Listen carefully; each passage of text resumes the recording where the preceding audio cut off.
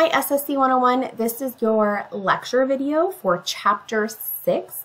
So I will just say real quickly that in terms of the slides, you can definitely look at these, but there's a lot of information in here. So I'm going to rely on the text link for my lecture, but you are welcome to pull this PDF up because it does have a lot of good test taking tips on here, which is the basis for chapter 6, talks about test taking and different types of tests. So you're welcome to use this. I just won't necessarily rely on it a whole lot during the video now. All right, so there's also a link in here to the academic and learning honesty and integrity policy as it relates to learning, because that is also a part of the testing process here at the college, is just kind of knowing what you are and are not allowed to be doing or should not be doing when it comes to academic work. All right, so I am into our chapter 6. As always, there is a little check-in at the beginning in relation to your preparation for taking tests, like test taking, preparing for tests, the types of tests, that kind of thing. Goal setting with where you want to go as it relates to test taking, and then some objectives of the course. All right, so tested at every turn. Sometimes it does feel like I'm saying we as just a collective, like as students or people in academia, are tested constantly. And I, for one, do not necessarily enjoy testing my students, but sometimes the curriculum does mandate that you have to give these assessments, but there's also other ways you can view it. I know testing is not fun. I know as a student, I do not enjoy them, but if we can kind of turn our attitude differently to assessments and start kind of thinking of them as a way to just measure our progress, like how well are we doing? How skilled are we at this particular subject? Where are we in this point in time? And then it's a good learning opportunity. It's a good way to learn from mistakes or understand what might be missing or not quite understood. And so if you kind of start viewing testing as an opportunity to show what you know, you might be able to view it in a little bit more positive light. I've only met maybe a small handful of students in my entire career that really like testing. So it's a very common feeling to not enjoy being assessed. So there are, and this hopefully looks a little familiar because it relates to a lot of things we've talked about with the active learning, active listening. There's a cycle that goes through our learning process, and we apply that as part of the preparation process, right? With studying and understanding new ideas, it all goes together. And ultimately, we're not learning to be tested, but when we learn, we know that testing is possibly part of that process. Hopefully we're learning for the sake of learning and to be able to apply it later, but also making sure that we're learning so that we can show what we know. And so this talks more about the learning cycle as it relates to testing. The next part is test anxiety. Most of my students tell me that they have some kind of test anxiety. It might be very minor, all the way up to a little bit more kind of overwhelming feeling of test anxiety. Anxiety itself is not bad. I know we don't want to feel anxiety, but sometimes anxiety lets us know that we care about something, that we are passionate about it. So it just kind of tells us, on our barometer of things going on in our life, what is important to us. Now, obviously, when it becomes debilitating, that's when we don't want to experience that test anxiety. But here's a real quick true-false on test anxiety, and just kind of seeing, do you have it? And so this section is going to talk about what is test anxiety. And one of the best ways that I've heard test anxiety explained is that in our mind, going back to thousands of years ago, very primitive beings, we would view a threat, whether that threat was an animal, another person, whatever the case is, and our brain would go into fight or flight mode. And so we would either prepare to defend ourselves or we would run away.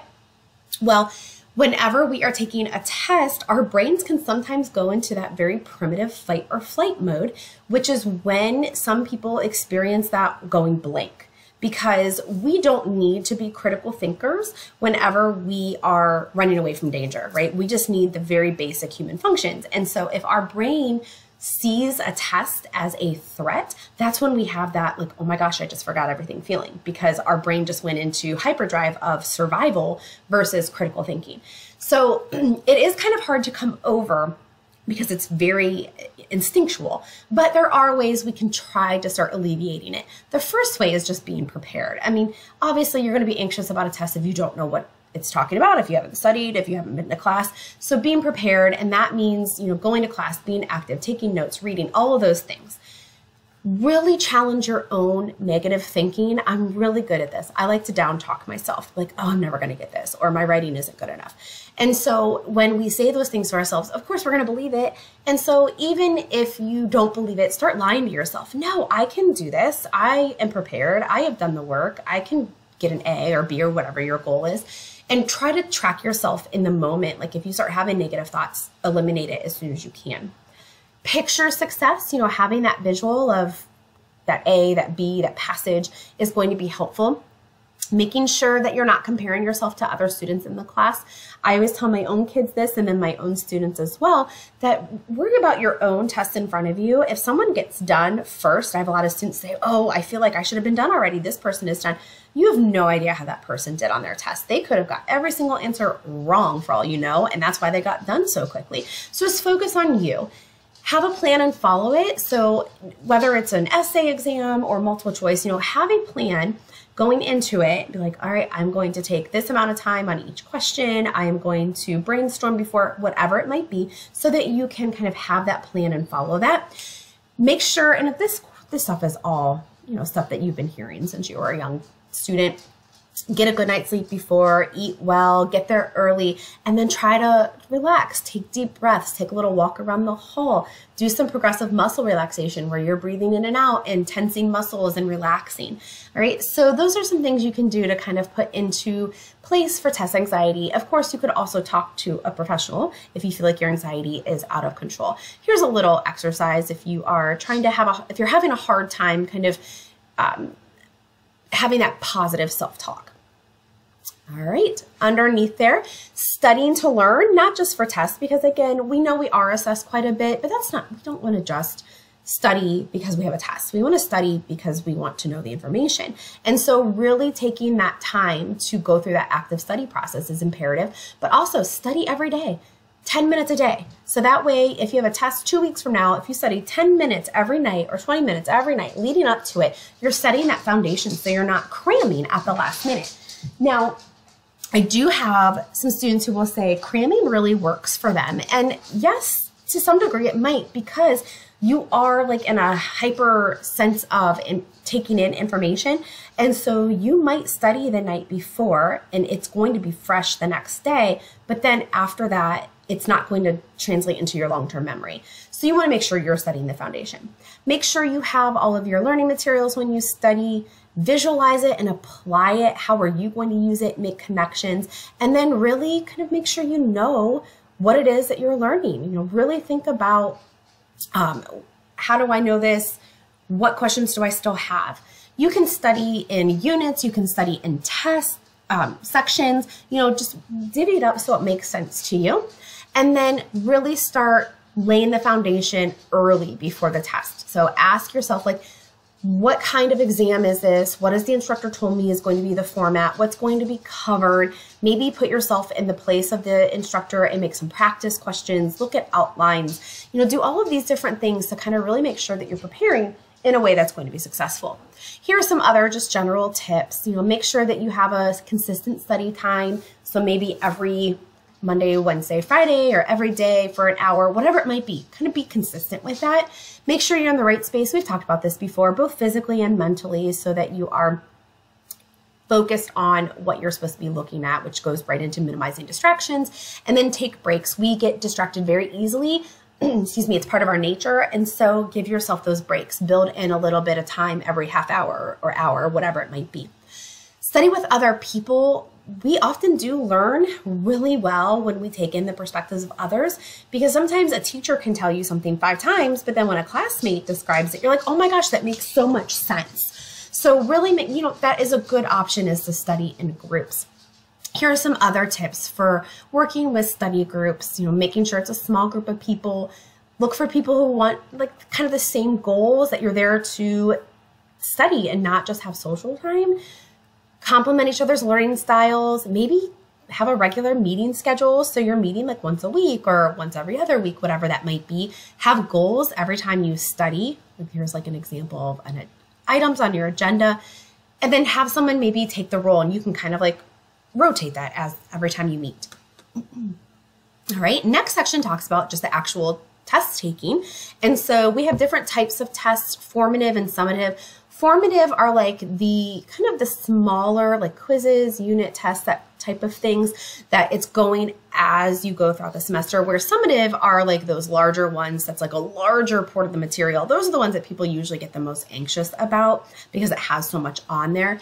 And then you also have different types of tests, paper tests, you know, pencil paper, which some of you might still be taking in your regular classes, open book tests, making sure, and the myth with this is I'll let my students sometimes in class use like a study guide. I always say like, this is not a free pass. You still need to study. You still need to know the information because you don't want to be sitting there flipping through your study guide the whole time. You want to know. Same thing for an open book. Make sure that you know the material and the book or the study guide is there as an assist. A take-home test, I always grade my take-home test a little bit more critically because you have more time and more resources. So just kind of keep that in mind that you want to make sure that you are still doing thorough work there. Online tests, some of you might have online class where you have like those time tests or the lockdown browsers.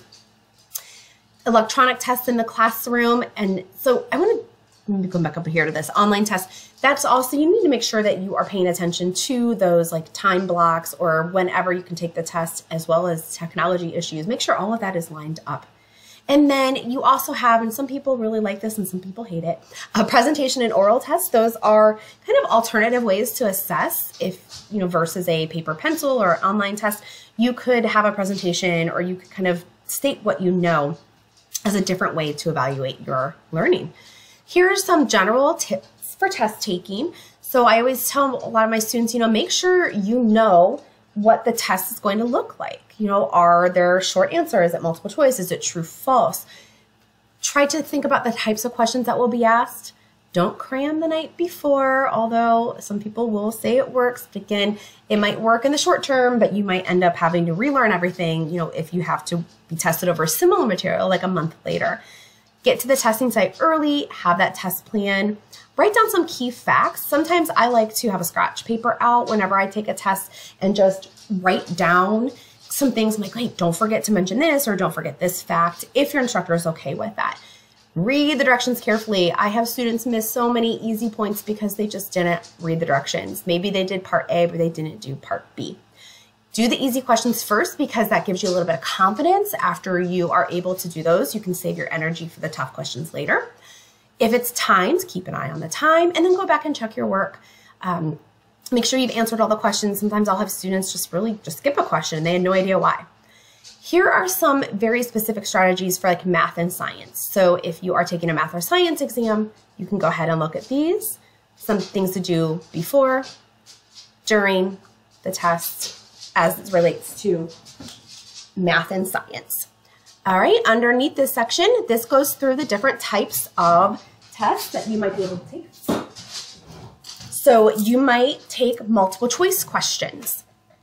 Here are some strategies to help you with multiple choice, you know, really looking through and eliminating answers after you've read all the options. One of the things says read each question carefully and try to answer it before looking at the options. So maybe cover the options up and then look at all the options and eliminate the ones that are really not correct. And look for these kind of absolute words, never, always, every, none, because sometimes those will throw you for a loop, as well as the word not. True, false questions, same kind of thing. Look for those types of words that will really throw you off if you're not paying attention. Not, every, none, always, never. Answer questions that seem really obvious. So then you have matching. I don't know how many matching tests you might have anymore. I mean, you might still, but there are some tips there. And then short answer and essay questions. I kind of prepare for these similarly. Personally, I do. So you want to make sure that you are really answering every part of the question, that you treat an essay like you would one outside of class, that you are really walking through the brainstorming. You have a clear intro, clear body, you proofread, you go back through, you edit, you revise, whatever that might look like. Really check your spelling and grammar. They may not nick you as much on those because you're in class writing it, but still pay attention to it. You may also look for these kind of key verbs. So there's a whole list of verbs that you might see whenever you are taking an essay test. Just make sure that you really understand what that verb means and what the instructor is looking for. All right, as we keep going, 6.5, you're going to use this section for the discussion board that goes along with this chapter. So we want to make sure that we're being honest with our learning, and there are ways that we can be dishonest. And so it starts off saying like, hey, the reason we don't want to be dishonest, it's wrong, right? But also you're kind of cheating yourself. You're paying time and money to be at the college setting. You want to make sure that you are really investing in it in an honest way. You could have some severe consequences. You could actually be more stressed because you cheated and being worried about getting caught. You're wasting, like I said, that money and time. If you get caught, your reputation might be kind of affected. And then your actual self-esteem can take a hit, even if you do okay because you cheated. Here are some examples of academic dishonesty. So cheating basically is just using anything that you're not supposed to use. You know, let's say that you have a cheat sheet and you're not supposed to be using a cheat sheet, or a very clear cut, like you turn in someone else's work and put your name on it. Plagiarism, submitting material that is not yours without citing. So sometimes we have students who will unintentionally plagiarize. Maybe they will reword something, but they don't give credit to the original source, or like clear-cut plagiarism, copy-paste. You can also plagiarize off yourself. You want to make sure that you don't use a semester's paper from the fall and use it in the spring, because that's self-plagiarism. You need to ask permission to be able to do that. You can't just kind of reuse your own papers. Fabrication, some of this is not necessarily applied to some of the classes you take, but inventing information, especially if you're doing like a research study. Unfair advantage, this is when maybe you have access to materials ahead of time, or you thinking that you're being a good friend, you're taking the same class as a friend, but you have it Monday, Wednesday, they have it Tuesday, Thursday. You take the test Monday and you tell them like, hey, for your test tomorrow, here's what you need to really know. That's kind of being part of obtaining an unfair advantage, which is more like this aiding and abetting. And then falsification of records and unauthorized access. So when it comes time to your discussion forum, this is where you want to look to kind of reference for that. All right, and then as we kind of wrap up the chapter, using your test results, reflection is such a key part of learning. You want to make sure that you reflect on how you did. So not only if you do poorly, I think more people tend to look at like what they got wrong and they go back and look at it. You should also be doing that in what you got right. How did you do well? How could you continue doing well in the future? So this kind of walks you through the importance and what you can kind of look at based on maybe what you got wrong, the type of error, and how you can correct them moving forward. Other information on correcting mistakes, and then using a test into a study guide for a future. Sometimes you might not get your tests back. So if you're really curious, make an appointment with your instructor to kind of go over what it is that you might have missed. All right, so that is chapter 6. Please take some time to look through there, especially if you maybe are taking a science class or you want to know more about multiple choice. Just spend time in the area that you think will be most beneficial, and I'll see you next time.